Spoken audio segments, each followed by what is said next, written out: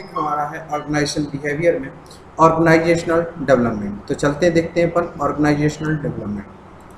तो देखिए organisation development जो है हमारे पास किसी भी ऑर्गेनाइजेशन को डेवलप करने के लिए कौन कौन से स्टेप्स हैं, कौन कौन सी प्रोसेस हैं, क्या कैरेक्टरिस्टिक्स होनी चाहिए।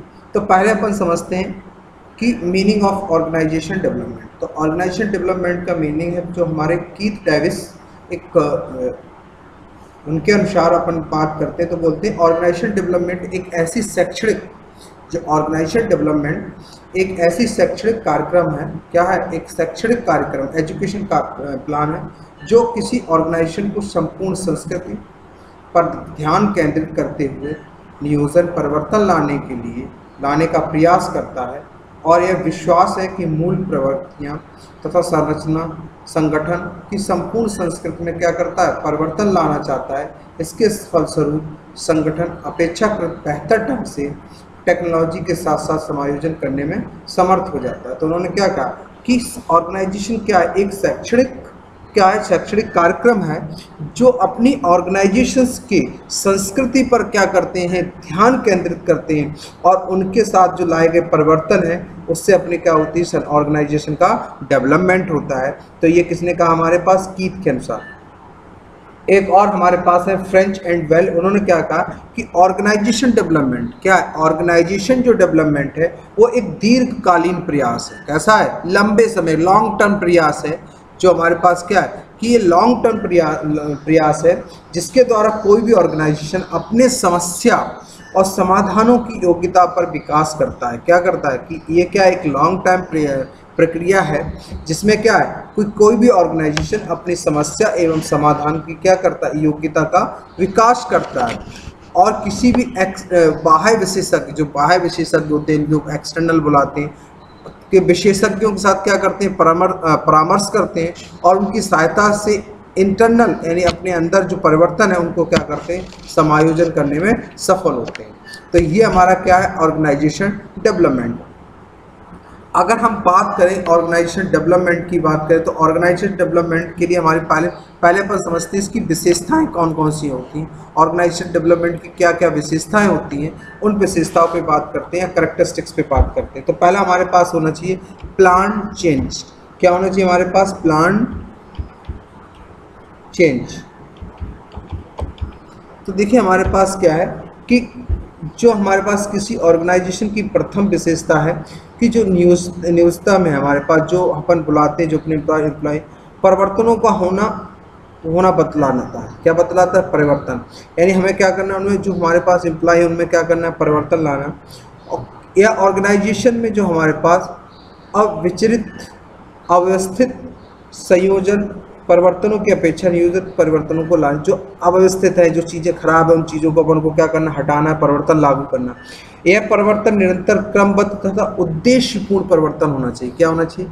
आपने कोई प्लान बना लिया, प्लान में क्या किया, फिर आपने जो आपके एम्प्लॉय होते हैं उनको परिवर्तन करना पड़ेगा। वो परिवर्तन करेंगे तो कुछ उनमें प्रॉब्लम आएगी, तो परिवर्तन से फिर उनमें धीमे धीमे हैबिट बढ़ जाएगी। और ये कोई एक दिन की प्रक्रिया नहीं, क्रमबद्ध का चलने वाली है जो अपने उद्देश्य के लिए काम करते रहते हैं। क्लियर? अन्य प्रकार और फिर उसके बाद परिवर्तन में छिटपुट रूप से होते रहते हैं, यानी अन्य परिवर्तन भी आप धीमे धीमे उनको में साथ जोड़ते रहिए। दूसरा हमारे पास आता है जैसे कंप्रहेंसिव चेंजेस। कंप्रहेंसिव चेंजेस की बात अगर हम करें तो व्यापक चेंजेस परिवर्तन। क्या? व्यापक।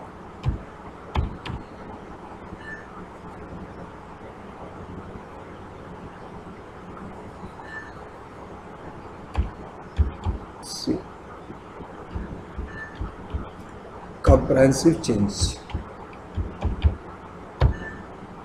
अब देखिए जो अधिकांश ऑर्गेनाइजेशन डेवलपमेंट विशेषों के मत के अनुसार जो ऑर्गेनाइजेशन होते हैं वो अपने क्या करते हैं? एक्सपर्टों के विशेषज्ञों के मन के अनुसार किसी ऑर्गेनाइजेशन की तो डेवलपमेंट समग्र यानी टोटल सिस्टम को केंद्र बिंदु मानते हुए उसमें व्यापक चेंजेस करते हैं। कुछ लोग क्या करते हैं जैसे उन्होंने विशेषज्ञों से राय ली कि क्या होनी चाहिए, कौन सी मशीनें लगानी चाहिए, कौन सी टेक्नोलॉजी यूज़ करनी चाहिए, किस स्किल के एम्प्लॉय रखने चाहिए। तो वो लोग क्या करते हैं जब व्यापक पूरा टोटल सिस्टम को यानी जो उद्देश्य उस सिस्टम को बदलने के लिए पूरा चेंज करते हैं, केंद्र बिंदु मान के उसको क्या करते हैं, परिवर्तन लागू करते हैं। इसके अंतर्गत संपूर्ण ऑर्गेनाइजेशन को एक प्रणाली के रूप में स्वीकार करते हुए उस परिवर्तन लागू करने का क्या करना चाहिए, प्रयास करना चाहिए। तो हमें कभी कभी क्या होता है कि हम ऑर्गेनाइजेशन की विशेषता क्या होती है, हमें कंप्रेहेंसिव प्लान चेंज यानी प्लान के अनुसार चेंज होना। कभी कभी हमें क्या करता है, अपनी जो उद्देश्य होता है उस प्लान के अनुसार हमें कंप्रेहेंसिव चेंज करना पड़ता है, पूरी ऑर्गेनाइजेशन में चेंज करना पड़ता है। ठीक है, नेक्स्ट हमारे पास एम्फेसिस ऑन वर्क ग्रुप, क्या है, वर्क ग्रुप। नेक्स्ट हमारे पास वर्क ग्रुप। अब देखिए वर्क ग्रुप क्या होता है, किसी ऑर्गेनाइजेशन में कुछ प्रयासों का उद्देश्य व्यक्तिगत कैसे होते हैं, व्यक्तिगत एवं ऑर्गेनाइजेशन स्तर पर परिवर्तनों को लागू करना होता है। क्या करना होता है, कुछ स्तरों में क्या होता है कि हम किसी व्यक्तिगत या किसी उद्देश्य के लिए हम उन परिवर्तनों को लागू करते हैं, कैसे, व्यक्तिगत या ग्रुप में। किंतु अधिकांश समूह जो हमारे पास जो ग्रुप ओरिएंटेड होते हैं, कुछ लोग क्या होते हैं, ग्रुप ओरिएंटेड होते हैं। इस प्रकार संगठन का विकास सामाजिकीकरण हो जाता है, क्या हो जाता है, सामाजिकरण होता है, ग्रुप। तो हम पूरे के पूरे ग्रुप में क्या करते हैं, कोई चेंजेस करते हैं और समूह कार्य करने के लिए उनको कहते हैं। नेक्स्ट हमारा लॉन्ग रेंज चेंज, कैसा, long range change.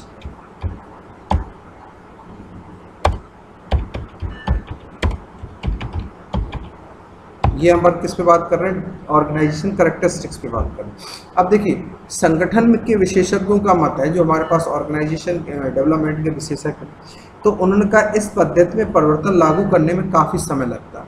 Long time change करने, धीमे धीमे चेंज करने में यहाँ तक कि महीनों वर्षों लग जाते हैं। क्या लग जाते हैं, महीनों वर्षों लग जाते हैं। इससे हमारे पास क्या हो, और अन्य शब्दों में ऑर्गेनाइजेशन परिवर्तन लागू करने के दीर्घकालीन योजना तैयार करके उन पर धीरे धीरे लागू किया जाए। कैसे लागू किया, धीरे धीरे लागू किया जाए। ठीक है, अब हम बात करते हैं ऑर्गेनाइजेशन डेवलपमेंट प्रोसेस। किसकी बात करते हैं, ऑर्गेनाइजेशन डेवलपमेंट प्रोसेस की बात करते हैं। ठीक है, ऑर्गेनाइजेशन का हमने बताया उद्देश्य क्या है, चरण कौन कौन से हैं। तो ये देखिए हमने योजनाएं बनाना, संगठन व्यापी करना। अब संगठन का विकास का उद्देश्य, ठीक है, संगठन विकास के लक्षण, ठीक है, ये अलग अलग हमने टाइप से आपको यहाँ पे बताया। अब हम बात करते हैं ऑर्गेनाइजेशन डेवलपमेंट प्रोसेस। किसकी बात करते हैं अपन, ऑर्गेनाइजेशन डेवलपमेंट प्रोसेस। तो ऑर्गेनाइजेशन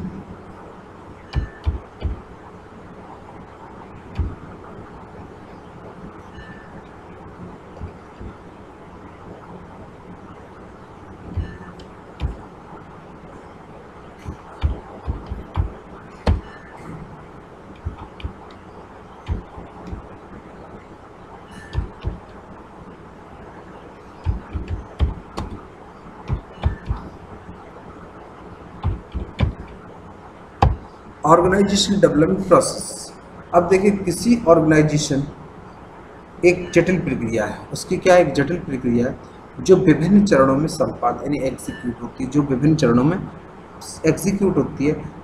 डेविस का मत है कि इस कार्यक्रम के लिए उच्च प्रबंधन, डेविस का मानना है, वो बोलते हैं इस कार्यक्रम के लिए उच्च प्रबंधन का समर्थन आवश्यक होता है। किसका समर्थन आवश्यक होता है, उच्च प्रबंधन का समर्थक आवश्यक होता है। इसके अनुसार विकास की प्रक्रिया को निम्नलिखित चरणों में शामिल किया जाता है। निम्नलिखित चरणों में इसको क्या किया जाता है, शामिल किया जाता है। कौन कौन से चरण होते हैं, पहला हमारे पास होता है प्रारंभिक विश्लेषण।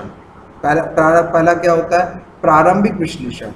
दूसरा हमारे पास संबक संकलन, ठीक है, पहला हमारे पास क्या होता है प्रारंभिक विश्लेषण, हम क्या करते हैं उसको विश्लेषण करते हैं।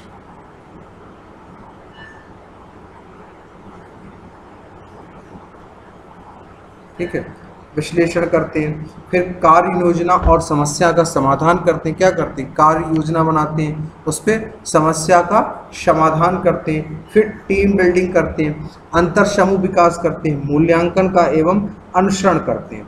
तो अलग अलग हमारे पास करते हैं। अब देखिए हमारे पास जो बोलते हैं कि संगठन विकास के प्रथम चरण में क्या होता है, जो हमारे पास चेंज एजेंट होते हैं, जो हमें को चेंज करने से मिलता है ताकि ऑर्गेनाइजेशन का कार्यक्रम निश्चित किया जा सके।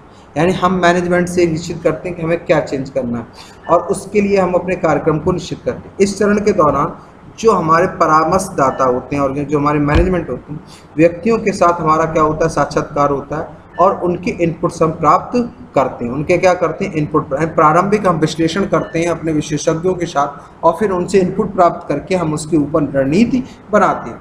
दूसरा हमारे पास द्वितीय चरण में क्या होता है कि हम एवं प्रबंधन एवं परामर्श, जो हमारे मैनेजमेंट है और जो हमें परामर्श दे रहा है, द्वारा आवश्यकताओं का विश्लेषण किया जाता है। किसका विश्लेषण किया जाता है, आवश्यकताओं एंड नीड का विश्लेषण किया जाता है। और इस विश्लेषण में आवश्यकताएं और व्यवहारवादी समस्याओं का निर्धारण भी किया जाता है। जो हमारे व्यवहार, जो आवश्यकताएं हैं, क्या जरूरत पड़ेगी, उन पर बाद व्यवहारवाद नीति, उन सारी समस्याओं पे अपन उन पर क्या करते हैं, चर्चा करते हैं। क्लियर। उसके बाद तृतीय स्टेट में अपन क्या है, प्रतिपुष्ट लेते हैं। यानी प्रतिपुष्ट मतलब जो हमारे पास एम्प्लॉय उनसे फीडबैक लेते हैं और उनको समूह कार्य किया जाता है। अगर इस कार्य के समूह में कुछ प्रॉब्लम आती है तो अपन फीडबैक जब अपन मिलता है कि क्या प्रॉब्लम है, तो उस द्वारा उसको अपन क्या करते हैं, सॉल्व करते हैं।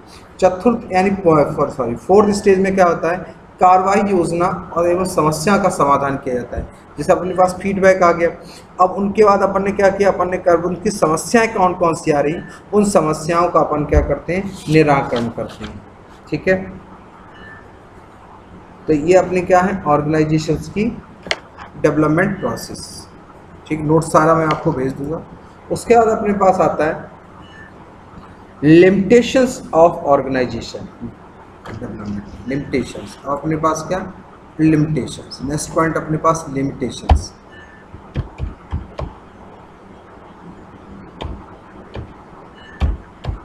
Limitations organisation development.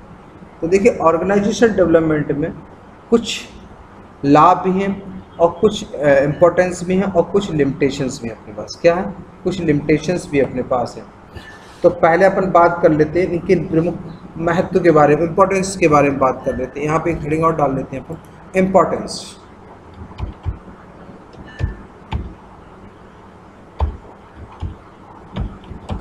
Importance and limitations organisation behaviour. तो इम्पोर्टेंस की बात करते हैं तो इसके सबसे पहले इम्पोर्टेंस क्या, पहला पॉइंट है, इसके द्वारा व्यक्ति एवं संगठन, इसके द्वारा क्या होता है, अगर हम इम्पोर्टेंस की बात करें,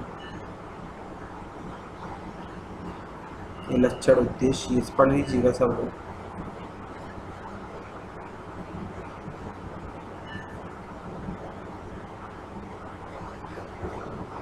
अब इसके द्वारा क्या होता है, इसके द्वारा व्यक्ति संगठन को एकीकृत करने का प्रयास करता है। यानी इसमें क्या करता है कि जो ग्रुप होता है उसको एकीकृत, यानी कि जो इम्पोर्टेंस है क्या है कि जब हम कोई ऑर्गेनाइजेशन डेवलपमेंट करते हैं तो उसमें हमारे व्यक्ति काम करते हैं, क्या करते हैं, कई पर्सन काम करते हैं, तो उन सबको एकीकृत यानी एक यूनिट में बांधने का काम करता है। इतना ही नहीं, इसके मध्य व्यक्तियों के ज्ञान कौशल का भी विकास होता है। इन लोगों की जब एक दूसरे से बातचीत करते हैं तो उनके ज्ञान डेवलपमेंट, मतलब उनकी नॉलेज भी बढ़ती है और उनके बीच में व्यवहारिक ज्ञान भी बढ़ता है। दूसरा पॉइंट है कि इसके द्वारा ऑर्गेनाइजेशन में कार्यरत, जो इसमें ऑर्गेनाइजेशन में जो यूज कार्यरत विभिन्न व्यक्तियों के इंटरपर्सनल यानी आपका इंटरनल व्यवहारों में यानी बिहेवियर में सुधार आता है। यानी इंटरनल जो हमारे पास रिलेशनशिप है उनमें क्या आता है, सुधार आता है और उनकी इंटरनल रिलेशनशिप की क्षमता क्या होती है, वृद्धि होती, मतलब बढ़ती है कि जब कई लोगों के साथ कर, और उनके द्वारा मानवीय मूल्यों का अनुसरण एवं विकास किया जाता है। ठीक है, नेक्स्ट पॉइंट है, इसके द्वारा टीम स्पिरिट बनती है। क्या बनती है, टीम स्पिरिट बनती है। जब लोग काम करते हैं टीम में किसी ऑर्गेनाइजेशन में तो उनकी क्या बनती है, टीम स्पिरिट बनती है और उनमें काम करने के लिए एक दूसरे को क्या करते हैं, वो प्रेरित करते हैं। क्लियर, ये इसके क्या हो गए, इम्पोर्टेंस हो गए। अगर हम लिमिटेशंस की बात करें कि लिमिटेशंस कौन कौन सी इसकी, तो लिमिटेशंस हमारे पास क्या है कि ऑर्गेनाइज, इसके द्वारा जो उत्पादक है तथा मनोबलन में वृद्धि तो होती है, साथ ही प्रभावी लक्षण बेहतर नियोजन से सॉरी पॉइंट कर,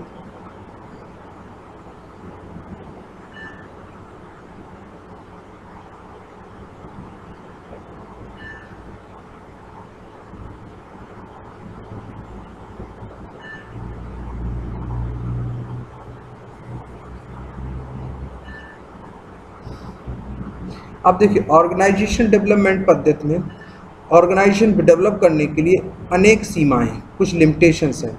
प्रथम अगर बात करें तो एक व्यवहारवादी विज्ञान अवधारणा में ज़्यादा नहीं होता है, किसमें अब व्यवहारवादी नहीं होता, क्योंकि हमने क्या किया, प्लान किया जिस पर आधारित है। संगठन में कुछ व्यक्ति ऐसे होते हैं जो सुधार के लिए परिवर्तन हेतु पर्याप्त प्रयास करते हैं किंतु तैयार नहीं होते। कुछ लोग क्या होते हैं, ऑर्गेनाइजेशन में परिवर्तन तो चाहते हैं पर उसके लिए वो तैयार नहीं होते हैं। ऑर्गेनाइजेशन में कार्य तथा उनके सदस्यों की विशेषता, ऑर्गेनाइजेशन में जब कार्य काम कर रहे होते हैं तो उनकी क्या विशेषताएं, और संगठन में जो काम कर रहे हैं उनकी प्रभावशीलता के मार्ग में अनेक सीमाएं उपस्थित होती हैं। क्या होती हैं, अनेक सीमाएं उपस्थित होती हैं। किसी भी संगठन में स्थानीय दशाओं को जो स्थानीय जो कंडीशंस होती हैं उनको मद्देनजर रखते हुए बिना इस उपागम को लागू नहीं किया जा सकता, यानी उनकी जो हमारी लोकल कंडीशंस हैं उनको भी अपन को रखना है। तो कीथ डेविस ने बताया है कि विकास की सीमाएं तो बताते हुए लिखा कि उन्होंने अत्यधिक खर्चीली समय देने वाली टेक्निक है। जो उन्होंने बताया कि जो आपके कीथ डेविस है, उन्होंने बताया कि जो ऑर्गेनाइजेशन की जो सीमाएं लिमिटेशंस हैं इसमें क्या है कि ये आप खर्चीली और समय देने वाली टेक्निक है। ऑर्गेनाइजेशन डेवलपमेंट कार्यक्रम का लाभ देर से मिलता है। आप चाहे तो आज चेंजेस करें किसी ऑर्गेनाइजेशन, तो आज आपको लाभ नहीं मिले, लाभ आपको कई दिनों बाद, कई सालों बाद आपको इसका लाभ मिलेगा। इस ऑर्गेनाइजेशन इन लाभों के प्रति लंबे समय तक प्रतीक्षा नहीं कर सकता। अब जो लाभ हैं इनका हम लंबे समय तक प्रतीक्षा नहीं कर सकते कि यार नहीं आज नहीं, तो पेशेवर विश्लेषण के प्रयोग करने की दिशा में यह कार्यक्रम पूर्णतः असफल हो जाता है। कभी कभी क्या होता है, हम बहुत ज़्यादा चेंजेस करते हैं तो हम पूरी तरह क्या हो जाते हैं, फेल हो जाते हैं। क्लियर। तो ये इसकी क्या है, लिमिटेशंस हैं किसकी, ऑर्गेनाइजेशन डेवलपमेंट की। क्या है, ऑर्गेनाइजेशन डेवलपमेंट की आपके पास लिमिटेशंस हैं। अब अपन इसमें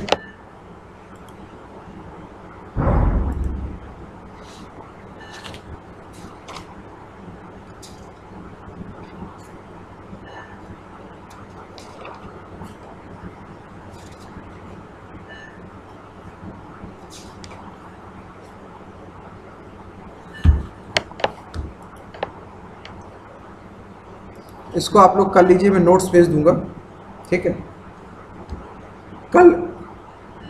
अब एक इसमें एक पुराने टॉपिक में जैसे हमने आपको बताया था, जैसे कम्युनिकेशन बैरियर्स, इसमें भी दिया गया कम्युनिकेशन बैरियर्स वगैरह। तो कम्युनिकेशन बैरियर्स वगैरह हम आपको पिछली कम्युनिकेशन क्लास में पढ़ा चुके हैं, वही सेम चीज़ है, उसको आप लोग पढ़ लीजिए। फिर किसी स्टूडेंट को अगर कोई प्रॉब्लम आए तो फिर आप हमें बताएंगे, ठीक है।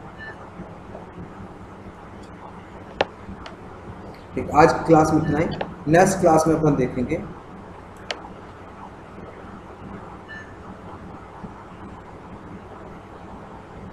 मैनेजमेंट चेंजेस, क्या देखेंगे, मैनेजमेंट चेंजेस, ठीक है। ये अपने नेक्स्ट टॉपिक अपने पास होगा, मैनेजमेंट चेंजेस, ठीक है। चलिए,